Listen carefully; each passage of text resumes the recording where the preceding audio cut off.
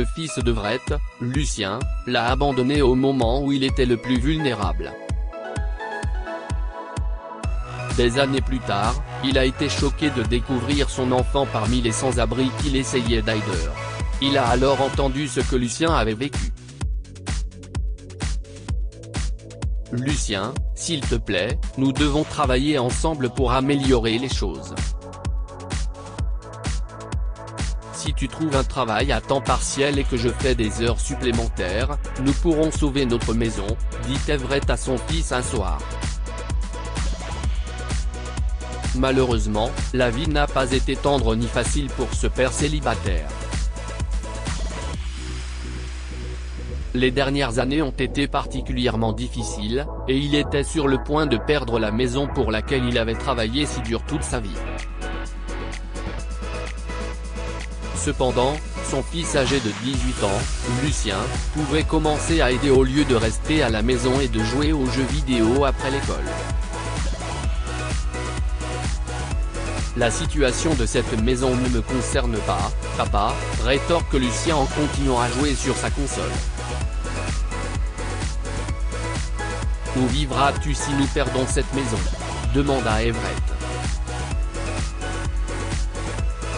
Lucien roula des yeux et dit, si est-ce toi le père ici. Si est-ce à toi de te débrouiller. Je suis encore au lycée. Ce n'est pas ma responsabilité.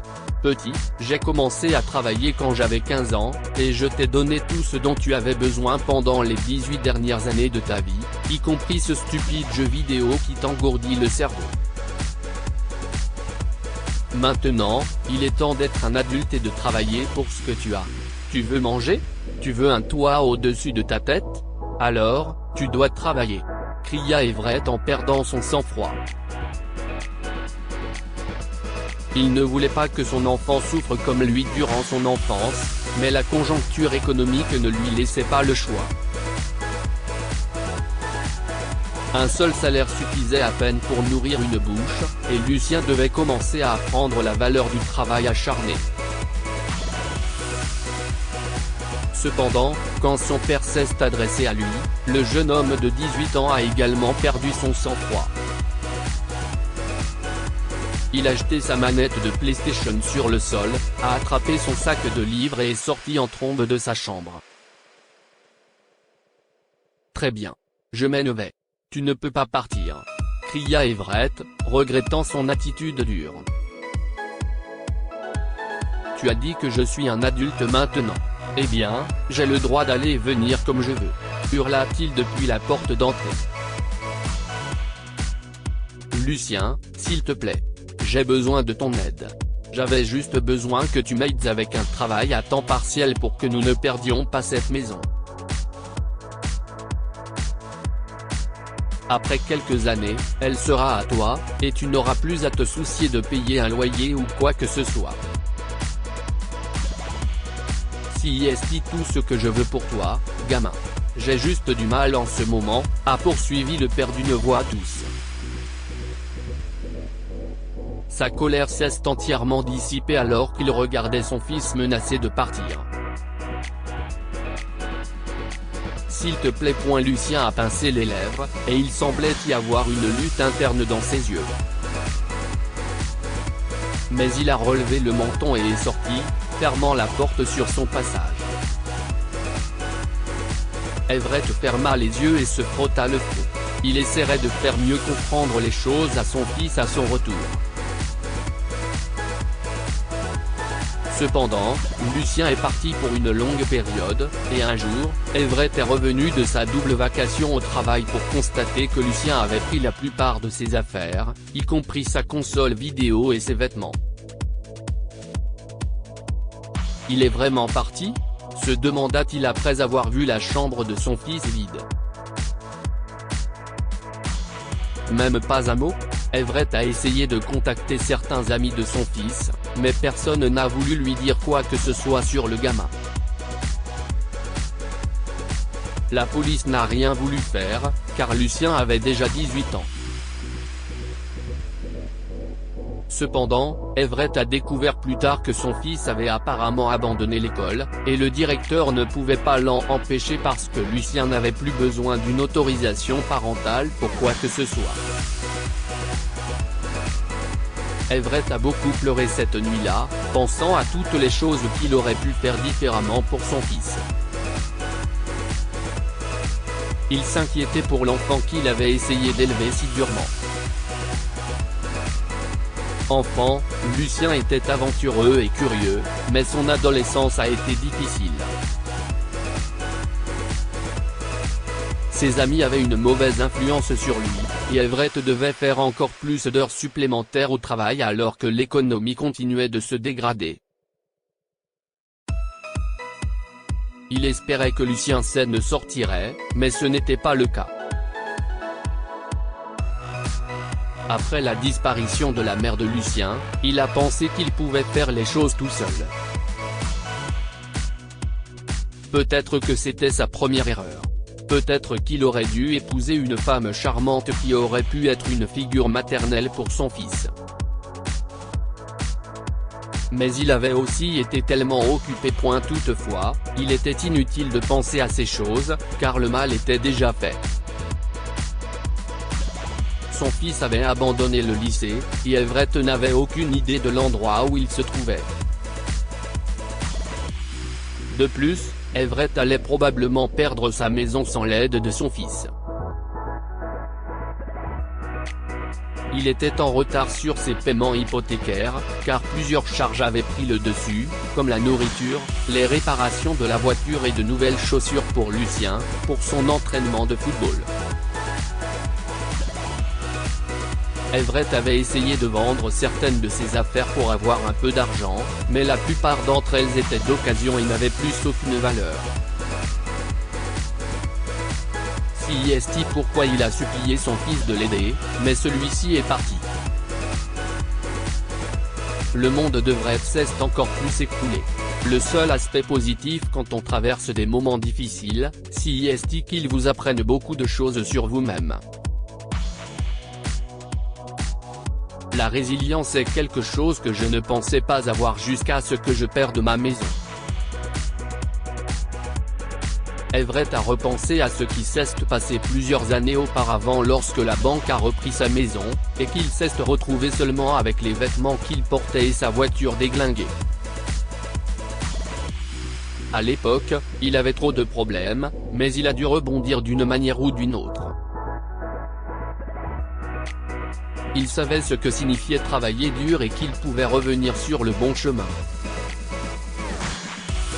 Mais Everett était aussi déprimé par le départ définitif de son enfant.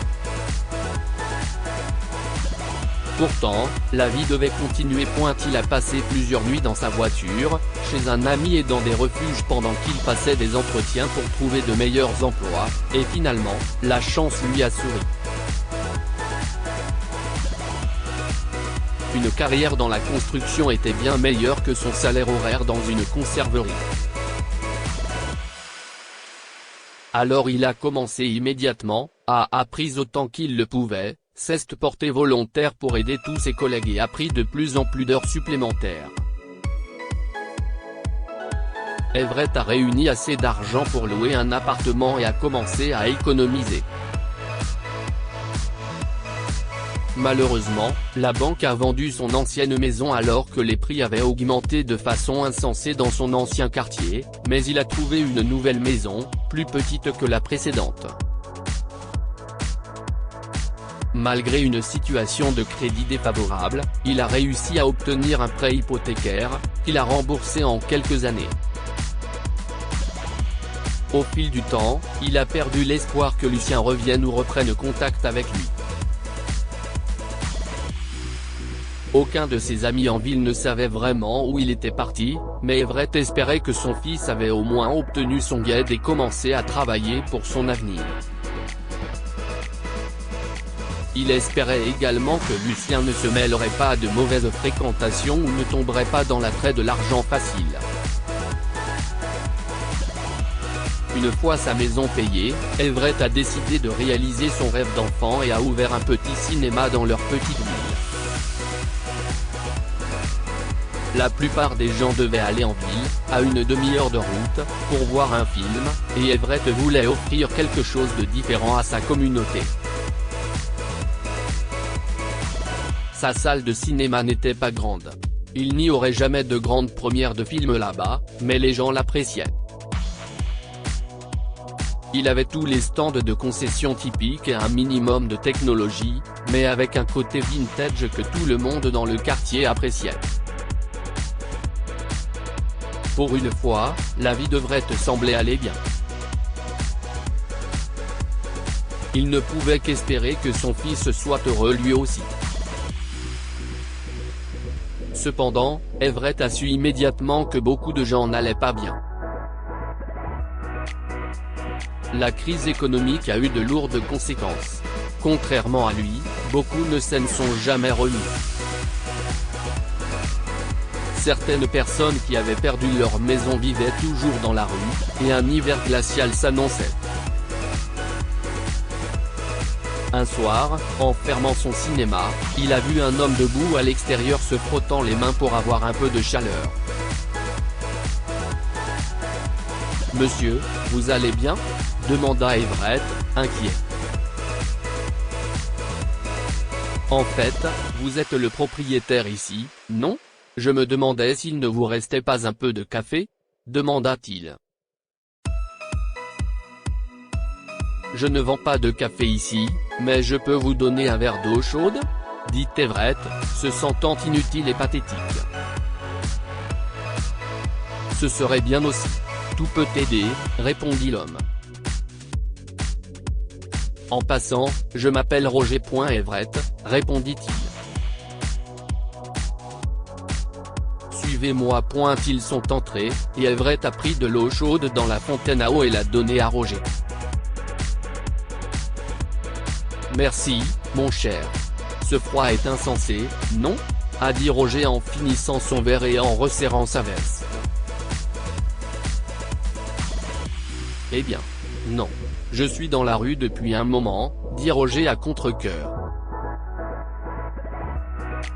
Everett réfléchit une seconde. « Eh bien, vous savez que ce n'est pas l'endroit le plus chaleureux du monde, mais s'y estime mieux qu'être dehors.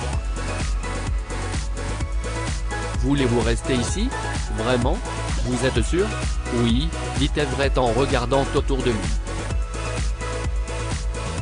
Vous pouvez aussi prendre de la nourriture au stand, mais notez juste ce que vous avez mangé pour l'inventaire. Merci, dit Roger, le souffle coupé. Everett s'éloigna, sans savoir ce qu'il trouverait le lendemain. Roger a dormi sur l'un des canapés confortables de la salle d'attente et n'a mangé qu'une barre chocolatée. Ils ont parlé pendant un certain temps, et Roger l'a aidé à ouvrir la boutique.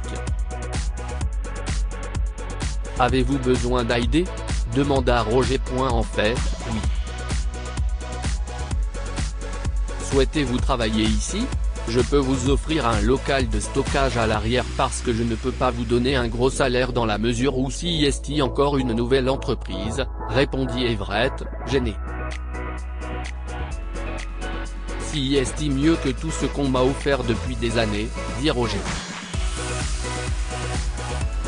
Il se mit immédiatement au travail. Ce dernier s'est avéré être un ajout fantastique à son équipe et un travailleur acharné. Cet hiver-là, Everett a laissé d'autres sans-abri dormir dans son magasin. La ville entière a entendu parler de son geste et les gens ont proposé de l'aider avec des couvertures, de la nourriture et plein d'autres choses.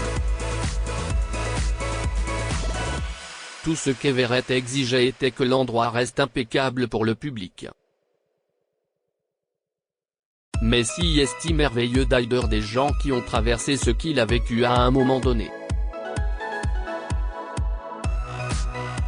Il n'avait jamais imaginé que son geste amical ramènerait Lucien. « Ok, Roger. Je m'en vais. Tout le monde est déjà à l'intérieur ? » demanda Everett en enfilant sa veste. « Oui, et il y a une nouvelle personne. Je déteste que tant de jeunes gens n'aient pas d'avenir de nos jours, répondit Roger en continuant à balayer. Everett était d'accord, d'autant plus que ces personnes lui rendaient service d'une manière ou d'une autre.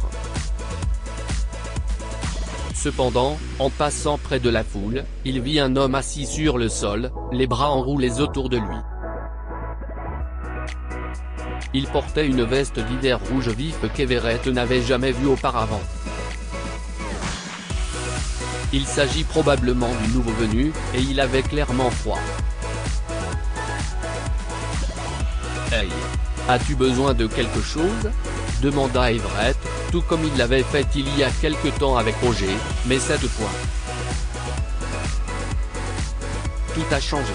Parce que l'homme qui a levé les yeux vers lui était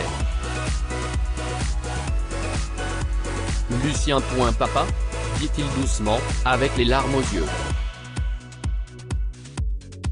Fiston. Mon fils. Oh, mon Dieu. Everett répétait ces mots, presque en chantant, alors qu'il s'agenouillait et ramenait son fils dans ses bras.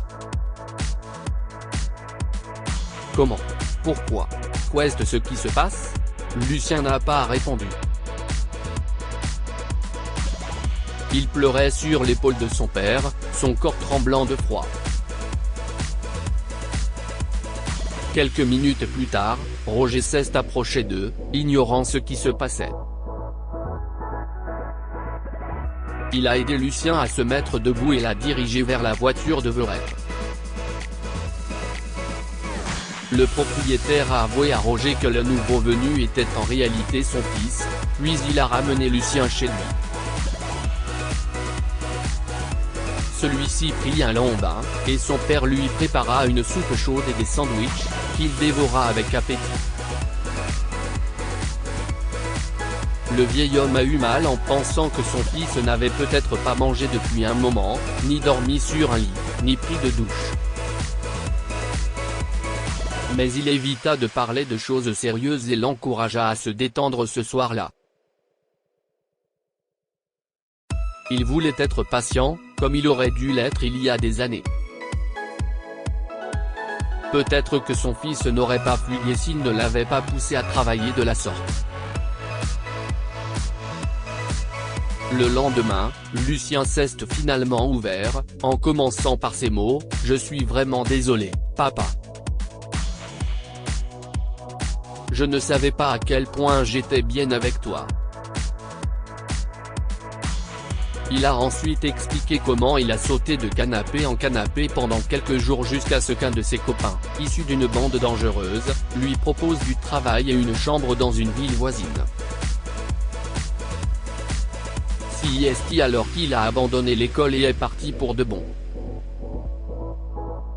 Ma vie est partie en vrille après ça, et j'ai voulu revenir tant de fois, mais je ne pouvais pas.